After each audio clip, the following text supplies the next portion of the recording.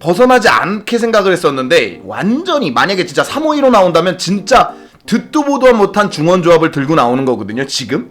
근데 이 사람의 전술적인 폭이 어디까지일지가 진짜 놀랍네요. 항상 생각할 때마다 야 이게 도대체 이런 생각은 어떻게 해서 나오는 걸까 이런 거. 뭐 잘 되든 못 되든. 야 이 방법 나쁘지 않다.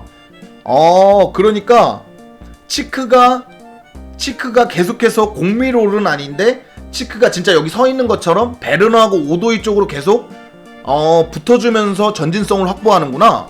나이스 베르너. 오늘 베르너 좋다.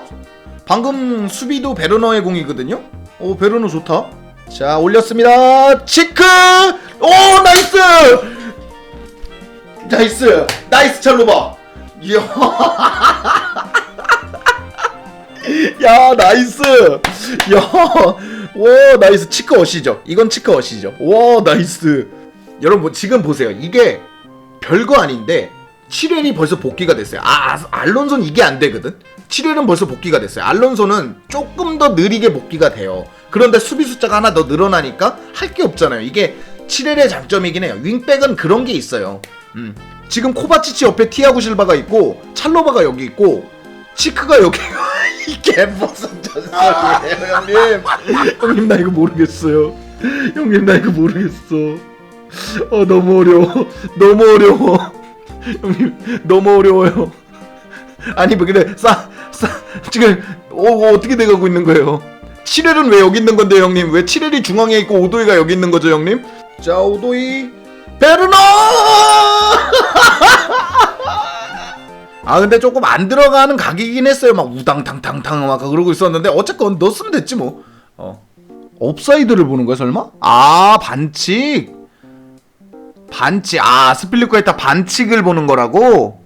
발 접촉은 있었네요. 발 접촉은 있었는데 그러니까 투엘이 지금 항의하는 건 이거예요.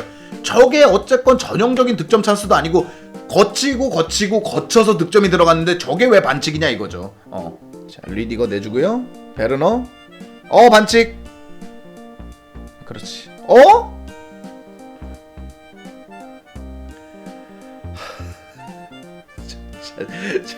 이제 좀 적당히 해주시면 이제 좀 적당히 해주시면 안 될까요? 이제 좀 적당히 해주시면 나 슬슬 짜증나기 시작하는데 이제 좀 적당히 해주시면 안 될까요? 이제 좀. 자 들어옵니다. 이거 조심해야 돼요. 이건 PK가 맞아. 이건 PK가 맞아. 이거는 뭐 더 볼 것도 없어. 이건 에킨스 잘못 아닙니다. 이건 PK 맞아. 이거는 좀 이거는 좀 빨간 거 주자. 아니 이거는 빨간 거 주자. 야 이거는 조금 아니지 않아? 야 이거야말로 VAR 봐줘 그럼. 야 이거야말로 VAR 봐줘. 야 이거 VAR 봐줘. 야 이거는 VAR 봐줘. 야 이거는 VAR 보자. 장난해? 이건 퇴장이지. 내가 진짜 엔간하면 지금 에키스는 전 진짜 한마디도 안 하고 있었잖아요. 진짜 너무한다 진짜. 이걸 보러 갖고 있고. 속 터진다 진짜. 속 터져. 아니 그럼 형은 경기장에 왜 있는 거예요 이럴 거면? 중계로 봐. 그럼 형도 계속 가서 화면을 볼 거면. 자 나이스 씨. 이건 꼴이지. 자 마운트 잘 들어갔고요.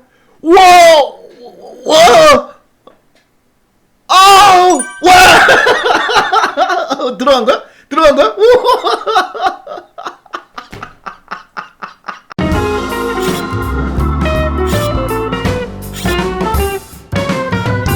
자 오늘은 사우스햄튼전 리뷰인데요. 오늘은 정말 설명드릴 게 많습니다.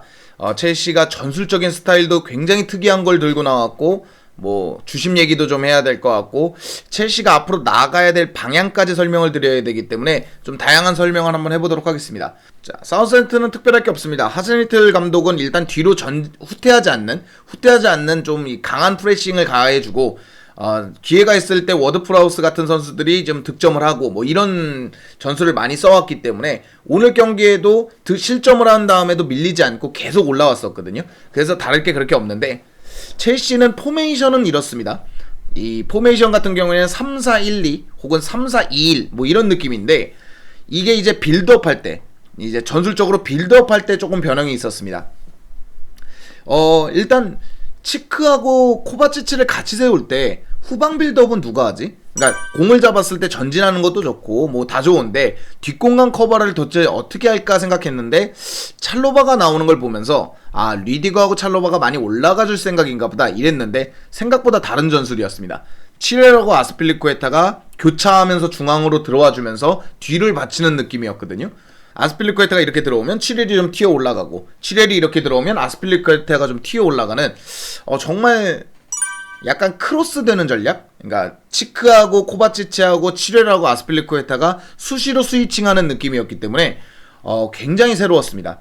물론 이건 뒤에 이제 리디거나 찰로바나 실바가 잘 받쳐주고 있으니까, 특히 리디거하고 찰로바가 수비 범위가 넓으니까 또 이렇게 할 수 있는 전략이었고, 거기에 치렐이 속도가 있으니까 또 할 수 있는 건데, 이렇게 되다 보니까 속도, 전진성, 온더볼 이게 확보가 되니까 사우스햄튼이 전진도 못하고 수비적인 어려움을 겪다가 이 코너킥에서 실점을 하게 되거든요.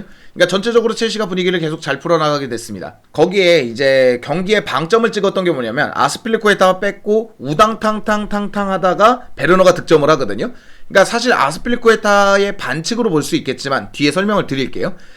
몇 번의 기회가 지나가고 베르너가 득점을 했는데, 근데 에키스 심판이 VAR실을 듣고 보면서 판정을 번복을 합니다. 이건 뒤에 설명을 드릴 텐데, 그러면서 분위기가 조금 이상하게 흘러가다가 PK로 실점이 됩니다. PK가 이거는 PK 받을만 했던 게 뭐냐면 치렐이 너무 공이 빠졌을 때 태클을 걸었기 때문에 PK를 받을만 했고 1대1 무승부로 끌고 갈 것이나 했더니 이제 워드프라우스의 퇴장이 나오면서 첼시가 좀 승기를 잡았던 그런 경기입니다. 오도이가 빠지니까 마운트가 들어오고 치크가 빠지니까 바클리가 들어온 걸 봐서는 오늘 전술 포메이션은 이랬구나를 느낄 수 있었습니다. 무조건 전진성, 그러니까 득점을 할 수 있는 전진성. 워드프라우스가 빠질 때 더더욱 그랬고, 이 공격적으로 온더볼이 되는 자원들을 진짜 적극적으로 집어넣으면서 온더볼이 얼마나 중요했는지, 오늘 경기에 온더볼이 얼마나 중요했는지 그걸 보여줬습니다. 자, 이제 뭐 선수 한 명 한 명 뜯어보기 전에 애킨슨 얘기를 좀 먼저 해보자면 글쎄요, 기본적으로 주심은 경기를 관장하는, 그러니까 경기의 내용이나 경기를 판단하는 사람입니다. 그러니까 경기의 내용을 뒤집을 수도 있고 경기를 자칫 잘못 판단하면 억울한 상황을 만들 수도 있는 중요한 포지션이거든요. 아스필리쿠에타의 반칙은 반칙으로 보는 게 맞습니다. 근데 문제는 뭐냐면 일단 주심이 반칙으로 보지 않았고 몇 번의 상황, 아스필리쿠에타가 공을 넘겨주고 나서도 몇 번의 상황이 뒤집히고 나서 베르너가 득점을 합니다. 그러면 주심은 일단 이것을 반칙이 아니라 그냥 흘러가게끔 뒀고 득점이 나왔다면 이걸 득점으로 인정을 해야 되는데 VAR실 얘기를 듣고 자신이 판정을 뒤집습니다. 근데 이러면 많은 문제가 생겨버려요. 그러면 리커버리지라고 합니다. 공을 뺏겼을 때 다시 되찾아가고 공격하는 걸 리커버리지라고 하는데, 그럼 그 상황에서 무조건 판정 시비를 걸 수 있죠. 우리도 반칙이었다? 이쪽도 반칙이었다? 한 1분 전에도 반칙이었다? 한 2분 전에도 반칙이었다? 이러면은 상황이 바뀌었는데도 그때 반칙이었으니까 반칙 이래버린다면 주심의 판단을 점점 믿을 수가 없죠. 모두가 VAR실의 이야기만 기다리고 있겠죠. 이게 워드프라우스 퇴장할 때도 그래요. 이 공이 빠지고 나서 백태클이 들어갔기 때문에, 그리고 나서 옐로카드를 줬으면 옐로카드로 가야 됩니다. 주심이 옐로카드를 줬으면. 근데 VAR실 얘기를 듣고 또 VAR실을 챙겨보고 굳이 가서 경기 장면을 다시 본 후에 퇴장을 줘요. 이러면 시간은 시간대로 낭비가 되고 큰 사건마다 VAR 판단을 믿는다 그러면 주심이 존재하는 이유는 없어지게 됩니다. 그러니까 이런 게 물론 판정 시비를 안 나오게 하기 위해서 VAR이 있는 거고 억울한 사람을 만들지 말라고 VAR이 있는 건데, 이런 경기 템포를 너무 잡아먹고 뭐 이런 식으로 가다 보면은 점점 주심을 믿는 일이 없어지겠죠. 뭐 많은 이 전문가, 감독들 이런 분들이 얘기하시는 것처럼 이렇게 되면 주심이 무슨 의미가 있는가 이런 얘기를 할 정도로 저도 오늘은 좀 많이 심각하다. 난 때는 이제 VAR이나 이런 거 볼 수 있고 그래요. 심판이 조금 조심하는 것도 좋다고 보고 어떤 부분에서는 냉정한 판단을 해야 된다고 보는데, 오늘은 조금 경기에 많은 악영향을 줄 정도로 에키슨이 심했기 때문에 조금 언급을 했습니다. 자, 그럼 이제 주요 선수들 한번 보도록 하죠. 치크를 먼저 볼 건데, 이 치크가 수비력이 좋아지니까 박투박에서 이렇게 이상적일 수가 없습니다. 전진성 있고 피지컬 있고 좀 등져주는 거 되고 수비력 있고 속도 있고 공격력 있고, 박투박으로서 이만한 자원이 없어지게 됐어요. 특히 이제 전진성을 갖고 있는데 그게 모든 미드필더를 통틀어도 가장 전진성이 있다 보니까 치크는 정말 오늘 매력적이었습니다. 오늘만 매력적이었냐? 뭐 유벤투스 전도 그렇고 맨시티 전도 그렇고 아스날 전도 아스톤 빌라 전도 그렇고 나올 때마다 이 전진성이 되게 매력 있습니다. 특히 온더볼에 지금 답답함을 느끼는 경기에서 온더볼이 너무 잘 되는 자원이 들어오니까 확 좋아 보이는 거죠. 근데 이제 치크는 96년생이에요. 나이도 어립니다. 이런 식으로 자리를 잡아주면 이 박투박, 그러니까 박투박을 맡아줘야 되는 자리에서는 굳이 치크를 빼고 영입할 필요는 굳이 없을 것 같습니다. 거기다 이제 수비형 미드필더까지 되니까 정말 여러 가지 조합으로 쓸 수 있지 않을까. 그리고 오늘 전술은 정말 자주 쓰긴 어려워요. 왜냐면 전반 한 70분, 65분 이쯤 되니까 선수들이 지치기 시작했고 고만때쯤 맞네요. 65분부터 이 감독이 계속 교체해 주거든요. 마운트 넣고 조르지뉴 넣고 바클리 넣고. 그러니까 자주 쓰기는 어려운 전술이지만 강팀을 잡을 때 요렇게 쓰면 좀 괜찮을 것 같습니다. 자, 그리고 7웰인데요. 7웰은 역시 윙백이 속도가 얼마나 생명인지. 그러니까 알론소는 정말 리그 탑급의 활약을 해줬지만 왜 윙백이 속도가 있어야 되는지 보여줬습니다. 알론소는 좀 더 높은 위치에서 조금 다른 변형 느낌으로 윙백을 쓰지만 진짜 정통 윙백으로 갈라 그러면 이렇게 속도가 있어야 된다. 물론 7웰이 PK 실수도 있었고 안타까운 장면도 좀 있었어요. 왜냐면 이 공격 시에도 좀 답답한 게 있었는데 알론소가 돌아오지 못할 때 류디거가 커버 치는 것보다 7웰이 복귀가 빠르니까 류디거도 조금 자유도를 더 얻는 느낌? 그런 느낌이라서 역시 장기적으로 봤을 땐 7웰로 가야 되는 게 맞는 것 같습니다. 그 다음은 루카쿠인데 루카쿠는 몇 안 되는 기회에서 도움을 많이 줬다고 생각을 합니다. 등져주는 것도 그렇고 본인이 득점할 뻔한 것도 있고 득점도 했고 업사이드에 걸렸지만 근데 이제 루카쿠한테 기회가 정말 안 가요. 정말 안 가고 있는데 이제 마운트만 제폼을 찾아서 호흡을 맞추면 이거는 문제가 해결될 것 같습니다. 마운트가 딱 들어오자마자 찬스 메이킹의 질 자체가 달라졌거든요. 그렇기 때문에 루카쿠가 조금만 마운트랑 호흡을 맞추면 이거는 뭐 어렵지 않게 해결될 거라고 생각합니다. 그동안 마운트까지 폼이 안 좋다 보니까 이걸 어떻게 해결할까 고민했는데 마운트의 체력만 좀 관리가 된다 그러면 어렵지 않게 해결될 것 같고 오늘 경기에서는 또 베르너가 내려와주면서 전진하고 있는 치크나 코바치치 공을 받아주고 올라가면서 이 공간을 냈고 루카쿠가 그 공간에서 득점할 수도 있게 생겨서 베르너가 좀 내려와줘서 공간을 잡아주고 루카쿠가 타겟터로 가는 것도 나쁘지 않겠다고 생각했습니다. 자, 그래서 전체적으로 이렇게 알아봤는데요.